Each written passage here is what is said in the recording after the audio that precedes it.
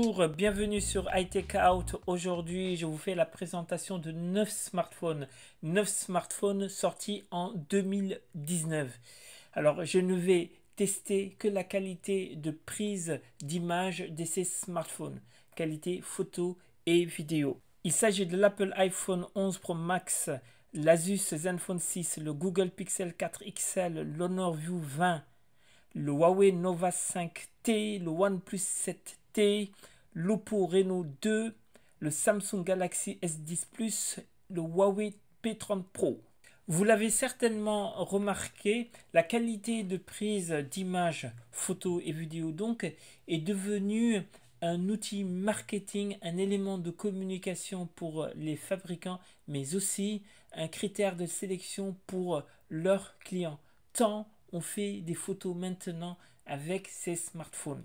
Mais ne vous y trompez pas, cette course à la qualité et le marketing aidant aussi amène les fabricants à proposer des smartphones avec un nombre de plus en plus grand d'objectifs.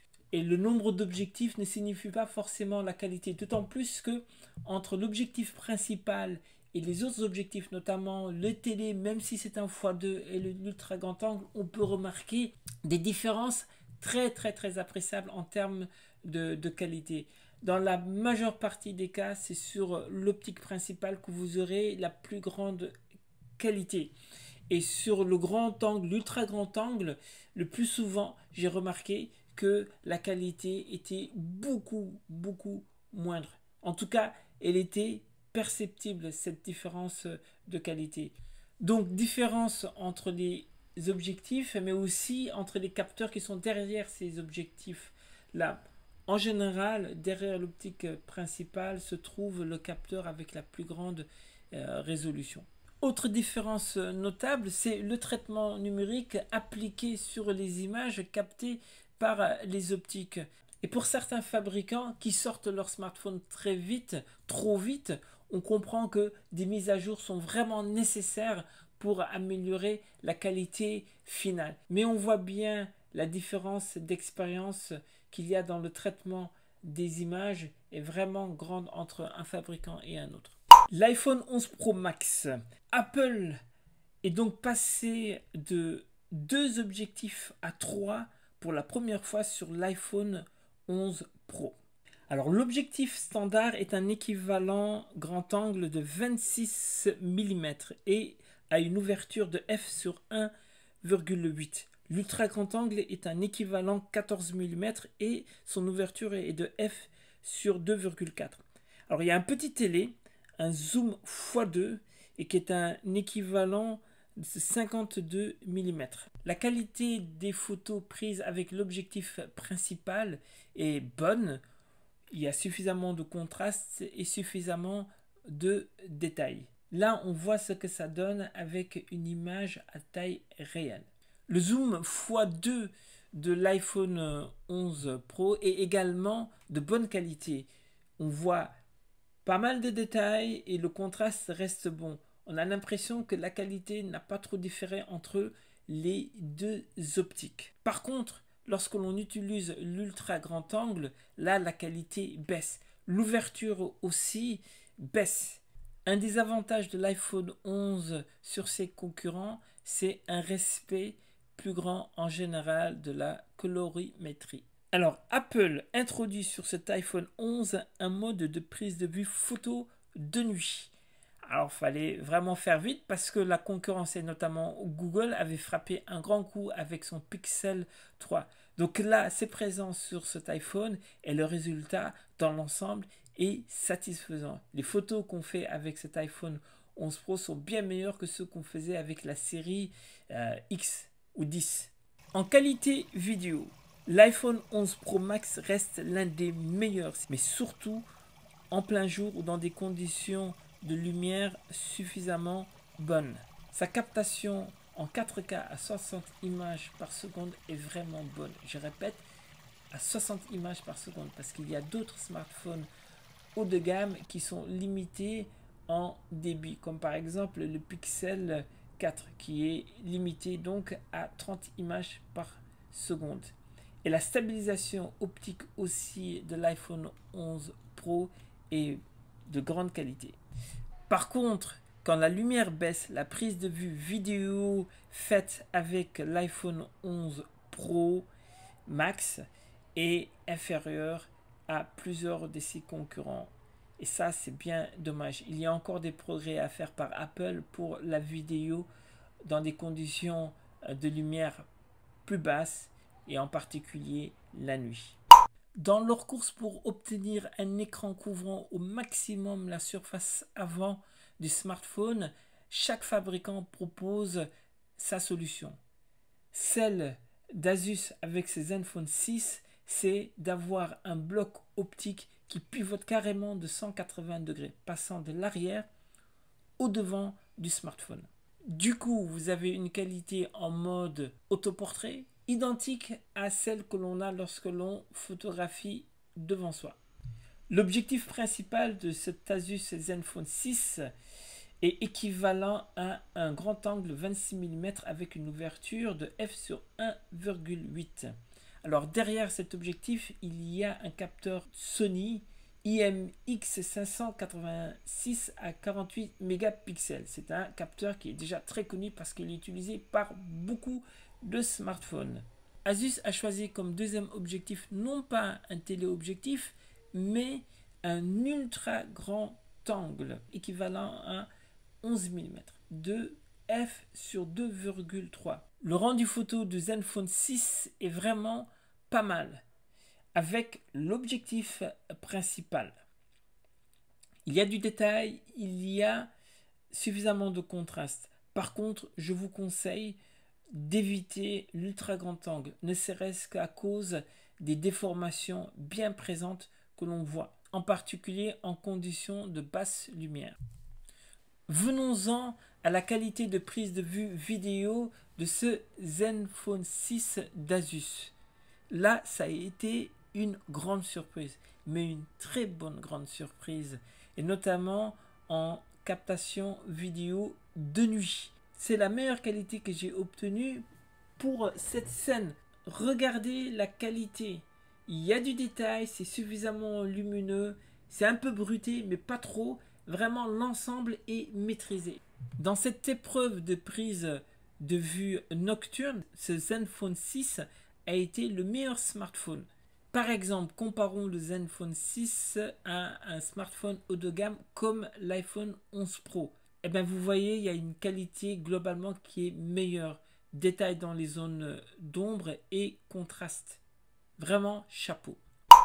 Google non plus n'a pas résisté à la concurrence alors que le Pixel 3 n'avait qu'un seul objectif à l'arrière. Le Pixel 4 en a maintenant deux. Alors l'objectif principal est un équivalent 27 mm à ouverture f sur 1,7. Le second objectif est un télé à équivalent 43 mm. L'ouverture est de f sur 2,4. En qualité photo, les résultats du Pixel 4 XL sont vraiment bons, autant pour l'optique principale que pour le télé. Le contraste et le piqué sont quand même inférieurs pour le second objectif, mais ils demeurent satisfaisants quand même, bien satisfaisants. Là où Google continue de surclasser la plupart de ses concurrents, c'est évidemment en photo de nuit. Il y a du détail, c'est bien fait, le logiciel d'optimisation des photos en conditions de basse lumière est vraiment efficace. Vous pouvez laisser le logiciel tout choisir pour vous. En général, les résultats sont bons. Quelquefois, ils sont surréalistes. On a l'impression même qu'on fait une photo de jour pendant la nuit. Il y a cependant la possibilité de modifier l'exposition générale de l'image pour que ça ne paraisse pas trop clair. En prise de vue vidéo nocturne, le Pixel 4 XL est aussi parmi les meilleurs. A noter cependant que le Pixel 4 ne filme qu'à 30 images par seconde en 4K. Vous voyez la différence de qualité avec l'iPhone 11 Pro Max. C'est quand même meilleur que l'appareil d'Apple. Mais lorsque l'on compare à l'Asus Zenfone 6, on voit que la qualité est quand même moins bonne. L'Honor View 20. Alors c'est l'un des tout premiers appareils à avoir bénéficié du fameux capteur de Sony de 48 mégapixels. Il faut savoir une chose, cet appareil n'a qu'un seul objectif optique à l'arrière. Le zoom x2 est boosté numériquement. L'optique principale est un équivalent 26 mm avec une ouverture de f sur 1,8. En termes de qualité photo, les images produites par le View 20 sont en général bonnes. Encore une fois, le zoom x2 est un zoom numérique. Les photos prises en gros plan avec le View 20 sont vraiment bonnes. Elles tirent profit de ce capteur. Le mode photo nuit n'est pas mal, mais il faudra éviter les sujets en mouvement. Dans ce cas, il y a une succession de silhouettes légèrement décalées les unes par rapport aux autres. Il y a un gros écart avec le Pixel 4. En termes de qualité vidéo, les vidéos 4K du View 20 d'Honor sont satisfaisantes. Mais cependant, avec certains sujets, il y a un manque de fluidité. Sa cadence est limitée à 30 images par seconde. Le Huawei Nova 5T. Ne vous laissez pas impressionner par le nombre d'objectifs qu'il affiche. 4. En fait, sur les 4 objectifs, 2 sont associés à des capteurs de seulement 2 mégapixels. L'optique principale, qui est un équivalent grand angle de 26 mm à ouverture f sur 1,8, est associée au capteur de Sony à 48 mégapixels. L'autre objectif intéressant pour la prise de vue est l'ultra grand angle de 17 mm, ouvrant à f sur 2,2. En termes de qualité photo, l'optique principale n'est pas mal. Le piqué est bien présent. À noter aussi l'ultra grand angle. Ce n'est pas toujours le cas avec les autres smartphones. Le mode nuit est également satisfaisant. Il ne rivalise pas avec le Pixel 4, mais ça va. En termes de qualité vidéo, le Huawei Nova 5T a du mal face à la concurrence lorsqu'il fait nuit. Il y a un manque évident de détails dans les parties sombres et le bruit est vraiment trop important. La différence est nette avec l'Oppo Reno 2, qui est l'un de ses concurrents directs. Le OnePlus 7T a 3 objectifs réels. L'objectif principal est un équivalent 27 mm. Il est associé à ce fameux capteur Sony de 48 mégapixels. Son ouverture atteint f sur 1,6, donc il est particulièrement lumineux. Quant au téléobjectif, c'est un équivalent 66 mm avec une ouverture de f sur 2,2. Derrière, il y a un capteur de 12 mégapixels. L'ultra grand angle a, lui, une ouverture de f sur 2,2. Il est assimilé à un 13 mm et le capteur qui lui est associé est un 16 mégapixels. Les résultats photos du OnePlus 7T sont de bonne facture, surtout avec l'optique principale et le télé. En ce qui concerne l'ultra grand angle, c'est pas mal non plus. Il n'en faut pas beaucoup au OnePlus 7T pour pouvoir rivaliser avec les meilleurs dans ce domaine. Reste à améliorer la gestion du bruit. En qualité vidéo et notamment ici la nuit, là c'est une autre surprise agréable que nous procure ce OnePlus 7T. Le résultat est vraiment pas mal. Et en plus en 4K à 60 images par seconde. Le résultat est meilleur que l'iPhone. Pour étendre, pour maximiser la surface de l'écran à l'avant, Oppo a trouvé sa solution. Un bloc optique qui sort, qui jaillit en haut de l'écran, comme un aileron de requin. L'objectif principal de l'Oppo Reno est un équivalent 27 mm à ouverture f sur 1,7. Derrière ce fameux capteur de Sony à 48 mégapixels. Le télé a une ouverture plus petite puisqu'il est à f sur 2,4, mais il fonctionne de manière hybride. Si l'optique principale de ce Oppo Reno 2 a donné dans l'ensemble des résultats satisfaisants, sachez que le zoom hybride était vraiment catastrophique, avec une irrégularité incroyable. Et même avec une scène bien éclairée par le soleil, nous avons eu des résultats qui ne sont pas à la hauteur d'un smartphone à ce prix-là. Alors j'espère que c'était un problème de mise à jour parce que à l'usage, les résultats photos sont trop irréguliers pour pouvoir être satisfaisants. En mode nuit, la photo, quoique satisfaisante en termes de qualité, est perfectible si l'on compare aux concurrents. Par contre, en vidéo, notamment la nuit, le résultat fourni par l'Oppo Reno est plus convaincant. Par exemple, en 4K à 30 images par seconde, les détails sont reproduits de façon satisfaisante et le bruit est bien maîtrisé. Le Samsung Galaxy S10 Plus. L'objectif principal du Galaxy S10 bénéficie d'une grande ouverture, soit f sur 1,5. C'est une des exceptions au niveau des smartphones. L'ouverture de cette optique peut changer et peut passer à f sur 2,4. En pratique, franchement, ce n'est pas très utile. Derrière cet objectif principal à équivalent 26 mm se trouve un capteur de 12 mégapixels.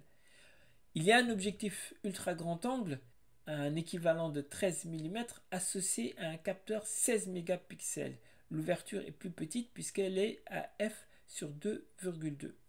Il y a un télé équivalent à 52 mm qui possède une ouverture de f sur 2,4 qui est associé à un capteur de 16 mégapixels. En termes de qualité photo, ce Galaxy S10 Plus, avec son objectif principal, montre vraiment sa supériorité par rapport à la concurrence dans de bonnes conditions de lumière. Donc dans de bonnes situations d'éclairage, le Galaxy S10 Plus est meilleur que l'iPhone 11 Pro Max et que le Pixel 4 XL. Ce téléobjectif x2 fait aussi un très bon boulot. Mais d'après ce que j'ai constaté, c'est très légèrement inférieur à ce que l'iPhone 11 Pro Max fait. Mais c'est légèrement supérieur au Pixel 4. L'ultra grand angle a aussi de bons résultats, quoique inférieur à l'optique principale. Mais cet ultra grand angle se défend mieux que celui de l'iPhone. En mode nuit, la qualité photo du Galaxy S10 Plus est moindre que celle du Google Pixel 4 XL, notamment au niveau des détails et du contraste. La qualité vidéo de ce S10 Plus est vraiment décevante, pas bonne en mode nuit. Il y a du bruit, c'est délavé, c'est vraiment étonnant pour un appareil qui se positionne haut de gamme. Le Huawei P30 Pro, le déjà fameux Huawei P30 Pro. Alors je l'avais déjà testé sur iTech Out. Il a son objectif principal qui est un équivalent 27 mm, donc à ouverture f sur 1,6 et derrière un capteur de 40 mégapixels. Mais il a surtout cette optique x5. Pour avoir une longueur focale importante, Huawei a implémenté un système de périscope. Et son ouverture par contre baisse puisqu'il est à f sur 3,4 et le capteur qui lui est associé est de 8 mégapixels. La qualité photo est généralement bonne sur l'optique principale et elle est satisfaisante avec le zoom x5 et quelquefois les résultats sont même bons sur ce zoom x5. En ce qui concerne la qualité vidéo en général, le P30 Pro donne de bonnes vidéos. Dommage que la cadence en 4K soit limitée à 30 images par seconde et quelquefois la vidéo aussi manque de fluidité. En conclusion, vous aurez remarqué qu'il n'existe pas, il n'y a pas le meilleur smartphone. Il y a certains smartphones qui sont vraiment au-dessus du lot lorsque l'éclairage est satisfaisant. Il y en a d'autres qui surclassent la concurrence lorsque justement il n'y a pas beaucoup de lumière. Il y en a d'autres, c'est vraiment en vidéo qu'ils font la différence. Et donc on peut retrouver un smartphone haut de gamme qui se débrouille bien en photo, mais qui n'est pas terrible en vidéo, et vice versa. Je vais quand même mettre en avant quelques smartphones. Je commence par l'iPhone 11 Pro Max. C'est vraiment le champion pour la vidéo. La vidéo dans de bonnes conditions d'éclairage. Avec une cadence à 60 images par seconde, les images en 4K sont vraiment souvent sublimes. En photo, l'iPhone 11 Pro Max est vraiment très bien, polyvalent.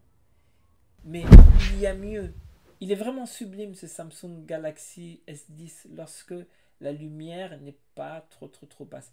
Par contre, en vidéo, franchement, en vidéo, je n'ai pas compris ce qui est arrivé, mais il n'est pas suffisamment bon pour un smartphone haut de gamme. L'un des meilleurs smartphones pour prendre des images, c'est sans doute, à mon avis, le Google Pixel 4 XL. Il a presque tout bon. Il est excellent pour la photographie nocturne. Si vous êtes tout à fait prêt à laisser Google opérer sa puissance logicielle. Ce qui est un peu frustrant par contre pour les photographes qui ont l'habitude de prendre les réglages en main. Une grosse déception cependant, à mon avis, sur ce Pixel 4, c'est que contrairement à la génération précédente, le Pixel 3, il n'y a plus la possibilité de stocker en ligne sur le service Google Photos les images prises avec leur résolution d'origine et sans compression. Je trouvais que c'était un point fort que proposait Google avec certains de ses smartphones. La très bonne surprise a été quand même l'Asus Zenfone 6. De ce que j'ai vu, c'est le meilleur pour filmer la nuit. À surveiller les futures versions des OnePlus, car le 7T a vraiment montré des résultats intéressants. La vidéo nocturne en particulier est de bonne facture. Reste à améliorer la photo en mode nuit. Il ne faut pas beaucoup à OnePlus pour atteindre le top des photophones. Un rappel, le fameux Huawei P30 Pro. Je l'ai déjà testé sur iTakeOut et je trouve que c'est l'un des appareils les plus pratiques pour faire de la photo ou même de la vidéo avec l'étendue de ses zooms et notamment ce zoom x5. On passe rapidement de l'ultra grand angle à un zoom x5 vraiment intéressant. Dans pas mal de situations, il m'a rendu service. Dommage que la vidéo soit limitée à 30 images par seconde. Merci d'avoir regardé cette vidéo de présentation de 9 smartphones sortis en 2019. Portez-vous bien. Au revoir sur iTakeOut.